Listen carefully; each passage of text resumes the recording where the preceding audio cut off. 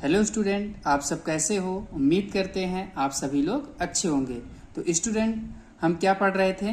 Class 8 subject math. और subject math में जो आपका पहला चैप्टर था जिसका नाम था रेशनल नंबर, उसमें जितने भी इंट्रोडक्शन थे और जितनी भी एक्सरसाइज के पहले जो टॉपिक पढ़ना था, उन सभी टॉपिक को, या हम कहें कि जो चैप्टर फर्स्ट है, हम सब लोग पूरा अच्छे तरीके से कंप्लीट कर लिए हैं।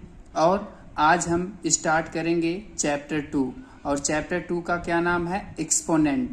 जैसे कि आप सब जानते हो, जो एक्सपोनेंट चैप्टर है बहुत ही इम्पोर्टेंस है। ये आपको कंपटीशन में भी बहुत ही यूजफुल होगा।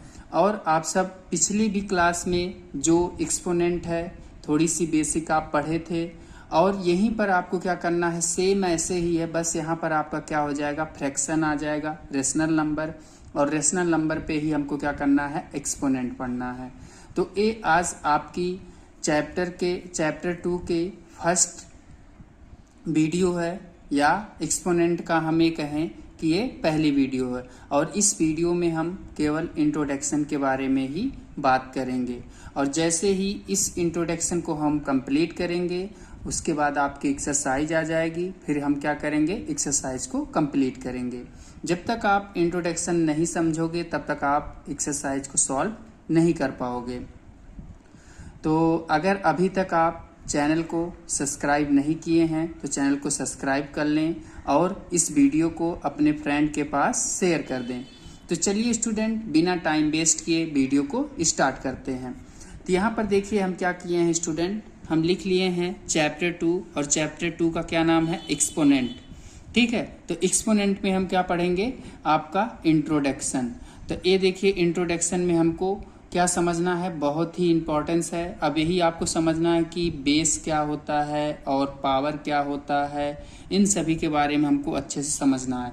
जब तक इस चीज़ को आप नहीं समझोगे तब तक आप इसकी एक्सरसाइज को नहीं कर पाओगे। जैसे देखो, हम पिछली क्लास में पढ़े थे कि अगर ए आपका कोई एक क्या है, इंटीजर है, या ए आपका कोई एक नंबर है, जैसे हमने माना कि ए, और ए के ऊपर देखिए पावर 2 लगी है। अब देखिए, इसी पावर को हम एक्सपोनेंट भी कहते हैं, पावर भी कहते हैं।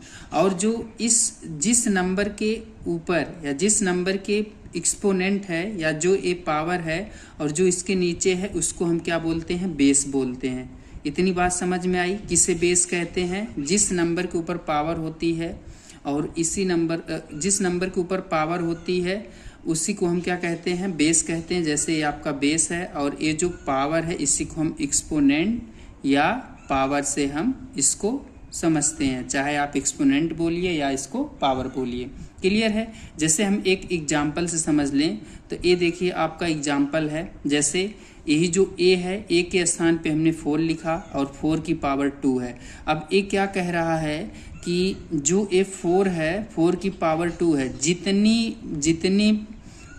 जितनी बार पावर आएगी उतनी बार हम बेस को लिख देंगे। जैसे देखो 4 × 4, तो 4 के ऊपर पावर कितनी है, 2 है। तो हमने क्या किया, 2 बार 4 को मल्टीपल के रूप में लिख लिया, और इसी का मल्टीप्लाई कर देंगे तो आंसर आ जाएगा कितना, 16।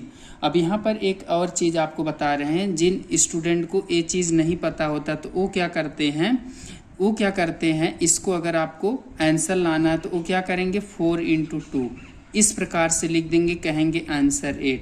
बट आपको कभी भी ऐसा नहीं करना है। अगर आप ऐसा करेंगे तो ये आपका आंसर गलत हो जाएगा। ठीक है, जब भी आपको करना रहेगा, जैसे जो बेस के ऊपर जो पावर रहेगी, और बेस जितनी बार आए पावर, चाहे 5 बार आए, 6 बार आए, 6 टाइम आए, 4 टाइम आए, तो उतनी टाइम हम बेस को लिखेंगे।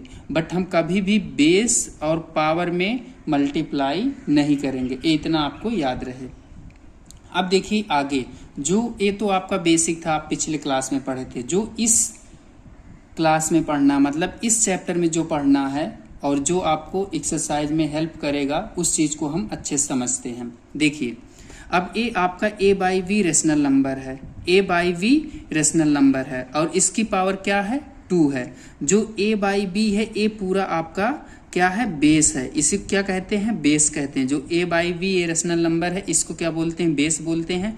और ये जो 2 है आपका एक्सपोनेंट है या पावर है। अब देखिए, जिन स्टूडेंट को नहीं पता होता है, ऐसे बहुत से स्टूडेंट मिले हैं जिनको हम होम ट्यूशन भी पढ़ाते हैं, तो वो क्या करते हैं, जो ऐसे a बाई बी है, यहाँ ध्यान से समझिएगा आप लोग, जो a बाई बी है वो क्या करते हैं, इसी केवल एक ही नंबर को कह देंगे, इस नंबर को क्या कहेंगे, ए बेस हो जाएगा और इसको बोल देंगे पावर। तो ऐसा आपको कभी भी नहीं करना है। ए जितना है, मतलब ये पूरे ब्रैकेट में जितना भी नंबर या चाहे जितना भी फ्रैक्शन दे दिया जाए वो पूरा बेस रहेगा, एक नहीं, ठीक है। और उसके ऊपर जो पावर है उसको पावर ही कहते हैं। इतनी बात समझ में आ गई, बट आप कभी भी ऐसा नहीं बोलेंगे। क्लियर है। अब देखो इसको और अच्छे समझते हैं एग्जाम्पल से। जैसे a बाई बी आपका रेशनल नंबर है, तो हमने क्या किया, ऐसे हम कोई एक रेशनल नंबर मान लें, जैसे 3/2। अब ये 3/2 रेशनल नंबर है और इसको ब्रैकेट में लिख लिए और इसकी पावर क्या है, 2 है। अभी मैं आपको पीछे बताया हूँ कि ये जो बेस है, बेस के ऊपर कितना पावर है, 2। तो हम जब इसको क्या करेंगे, मल्टीपल के रूप में लिखेंगे कि अगर 3/2 का एक्सपोनेंट 2 है तो आंसर क्या आएगा, तो हम क्या करेंगे, बेस को जो पावर है, अगर पावर 4 टाइम हो, 3 टाइम है, तो हम बेस को क्या करेंगे, उतने टाइम लिख लेंगे। बेस को हम कितने टाइम लिखेंगे, 2 टाइम। देखो 3/2 इंटू 3/2 हमने क्या किया, 2 टाइम लिख लिया। अब क्यों 2 टाइम लिखें, क्योंकि इसके ऊपर जो एक्सपोनेंट है वो 2 टाइम आया है। तो यहाँ पर आपका क्या हो जाएगा, जब हम मल्टीप्लाई करेंगे 3 3 जा 9 और 2 2 जा 4, ये हो जाएगा 9/4। ये आपका हो गया आंसर। बहुत ही ईजी है, ठीक है। अब इसके बाद देखो, उसी चीज़ को कहा गया कि जो a बाई बी है, a बाई बी को क्या कहा जाता है, बेस कहा जाता है। यहाँ पर आपके बुक में भी लिखा होगा। और ये जो 2 है, और इस 2 को हम क्या कहते हैं, एक्सपोनेंट कहते हैं, या तो हम पावर बोलते हैं। इतनी बात समझ में आ गई होगी आपको अच्छे तरीके से, ठीक है। इसके बाद देखिए हम पढ़ेंगे डू यू ऑब्जर्व दैट, मतलब ये सब जो पढ़ने के बाद आप क्या ऑब्जर्व करते, और एक इस बहुत ही इंपॉर्टेंट है, इसको आपको अच्छे तरीके से समझना है। जैसे आपका पहली पॉइंट क्या कहती है, यही सब आपको पॉइंट याद रखना। A negative rational number arise to even power is positive. कहा गया कि अगर आपको कोई भी निगेटिव रेशनल नंबर हो जाए और उसकी पावर क्या हो, इवन हो। इवन और ऑड नंबर आपको पता होगा है। इवन नंबर वे नंबर होते हैं जो 2 से पूरी तरह डिविजिबल हो जाएं, उसे हम क्या कहते हैं, इवन नंबर। और ऑड नंबर क्या होते हैं, जो 2 से पूरी तरह डिविजिबल ना हो, उसे हम क्या कहते हैं, ऑड नंबर कहते हैं। क्लियर हो गया। अब देखो, जैसे कहा गया कि इस पॉइंट का मतलब यही है, इस पॉइंट का मतलब है कि एक कोई निगेटिव में रेशनल नंबर है, जैसे -a बाई बी, और कहा गया ये जो पावर है, ये पावर क्या होगा, इवन होगा। क्या होगा, इवन होगा। तो जब इवन होगा तो वो हमेशा, जब इसका तुम मतलब इसको जब आप मल्टीपल के रूप में लिखोगे, जब इसका आंसर आएगा तो ऑलवेज पॉजिटिव ही आएगा। जैसे एग्जाम्पल से समझिए, जैसे यहाँ देखिए, इसी को जो फार्मूला है, जैसे आपका -a बाई बी, ये आपका हो गया रेशनल नंबर, मतलब ये बेस हो गया और पावर 2 है। अब हम क्या करेंगे, बेस को 2 टाइम लिखेंगे, मतलब 2 टाइम लिखेंगे, और 2 टाइम लिखेंगे तो देखिए यहाँ पर ये जो आपका रिजल्ट निकल के आ रहा है, जो आंसर आ रहा है, ये पॉजिटिव आ रहा है। देखो, जब हम माइनस माइनस से मल्टीप्लाई करते हैं तो माइनस माइनस क्या बनता है, प्लस बन जाएगा। और जब a और a में मल्टीप्लाई करेंगे तो अगर a में मल्टीप्लाई करेंगे तो इसकी पावर 2 हो जाएगी। ऐसे b में जब b का मल्टीप्लाई करेंगे तो ऐसे इसकी पावर 2 हो जाएगी। तो इसको हम क्या कर सकते हैं, इस प्रकार से लिख सकते हैं। इतनी बात आपको समझ में आ गई होगी। अब इसको एग्जाम्पल समझ लेते हैं और अच्छे से आपको समझ में आ जाएगा। देखिए, -2/3, इसकी पावर क्या है, 2 है। अब वही नंबर क्या करिए, जितनी मतलब पावर जितनी बार आई है उतनी बार बेस को लिख लो। -2/3 इंटू -2/3। अब देखो माइनस माइनस क्या हो जाएगा, प्लस हो जाएगा। और 2 का टेबल पढ़ोगे 4 हो जाएगा, और 3 का टेबल पढ़ोगे कितना हो जाएगा, 9।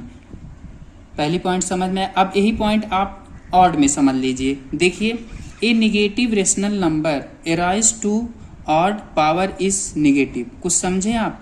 कहा गया कि अगर कोई रेशनल नंबर निगेटिव है और उसकी जो पावर है या उसका जो एक्सपोनेंट है, जो उसकी पावर है या उसका एक्सपोनेंट है, वो क्या है, ऑड है। तो अभी मैं आपको बताया अगर कोई भी रेशनल नंबर निगेटिव में है और उसकी पावर ऑड है तो जब आप इसको आंसर निकालेंगे तो आपको ऑलवेज ए निगेटिव ही मिलेगा। जैसे देखिए -a/3 बेस की पावर कितना है, बेस की पावर है 3 और हमने क्या किया, अब बेस को 3 टाइम लिख लिया। और जब 3 टाइम लिखेंगे देखो माइनस माइनस क्या होता है प्लस, अभी देखो एक माइनस बचा है तो माइनस माइनस प्लस, अब प्लस और माइनस क्या बना माइनस, अब a की पावर 3 ऐसे b की पावर 3 और इसी को हम क्या करेंगे इस प्रकार से लिख देंगे। a आपका हो गया 8 का, ये दूसरी पॉइंट हो गई। क्लियर, इतनी बात समझ में आ गई। अब हम आगे देखते हैं। तो ये देखिए हम क्या करेंगे, इसको एग्जाम्पल समझ लेते हैं। देखिए वही सेम एग्जाम्पल जैसे -2/3 और इसकी पावर क्या है 3। अब इसको क्या करो 3 टाइम लिख लो, -2/3 इंटू -2/3 इंटू -2/3। अब देखो वही चीज माइनस माइनस प्लस और माइनस क्या बनता है माइनस। ये आप पिछली क्लास में पढ़ चुके हैं और मैं आप लोग को पिछली वीडियो में बता चुका हूँ कि प्लस और प्लस से मल्टीप्लाई किया जाता है क्या बनता है, माइनस माइनस से मल्टीप्लाई किया जाता है तो क्या बनता है। इन सभी के बारे में मैं बता चुका हूं।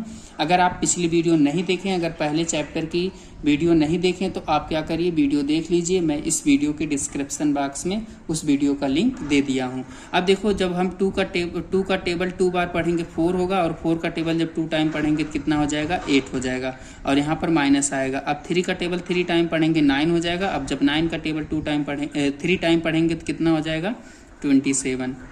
समझ में आ गया।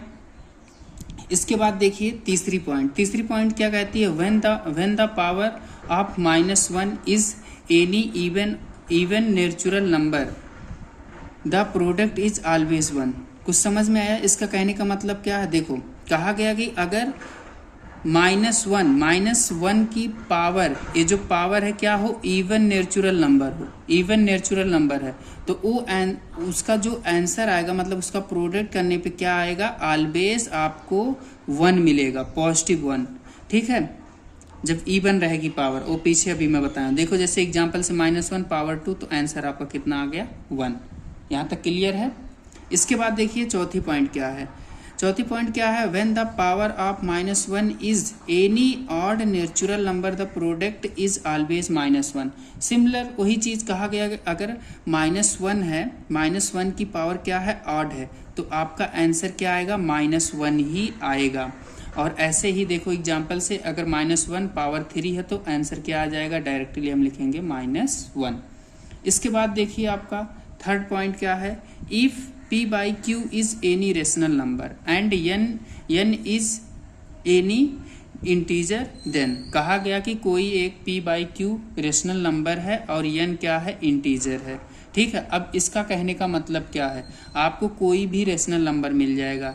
ठीक है, आपको कोई भी रेशनल नंबर मिल जाएगा और n क्या है इंटीजर। और आपको पता है जब आपको कोई रेशनल नंबर मिलेगा और जो इसका एक्सपोनेंट n है तो n का मान कुछ भी हो सकता है, 20 भी हो सकता है, 5 भी हो सकता है, 11 भी हो सकता है, इसीलिए इसको n से डिनोट किया गया।